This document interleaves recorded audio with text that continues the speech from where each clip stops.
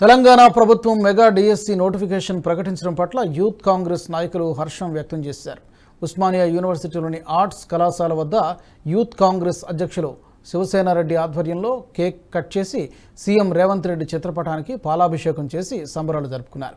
ప్రభుత్వం 11,062 టీచర్ పోస్టుల భర్తీకి నోటిఫికేషన్ విడుదల చేయడం నిరుద్యోగులకు ఊరటనిచ్చే అంశమని కొనియాడారు.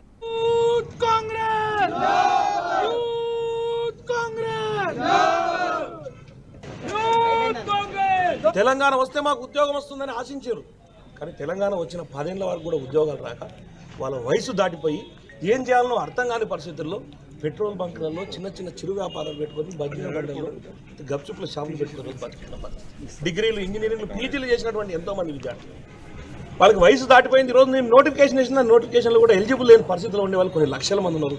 వారి ఉసురు తగిలేది ఈరోజు కల్వకుంట్ల చంద్రశేఖరరావు కాబట్టే ఈరోజు వాళ్ళ గద్దె దిగడం జరిగింది. కాబట్టి రాబోయే రోజుల్లో కూడా ఈ విద్యార్థులందరికీ కూడా ఏదైతే పెండింగ్లో ఉన్నారో ఇప్పుడు ప్రభుత్వంలో ఉండేటువంటి ఖాళీలన్నింటినీ కూడా వెంటనే భర్తీ చేయాలని మేము ఆల్రెడీ ప్రభుత్వానికి రాకముందుకే మేము మాటిచ్చిన ఎలక్షన్లో దానికి అనుగుణంగానే వచ్చిన 2.5 నెలల్లోనే కాంగ్రెస్ పార్టీ వచ్చిన 2.5 నెలల్లోనే దాదాపు 32,000 ఉద్యోగాలు భర్తీ చేసినాం. మెగా డిఎస్సి ద్వారా దాదాపు 11,062 పోస్టులు ఈరోజు ఇవ్వడం జరిగింది.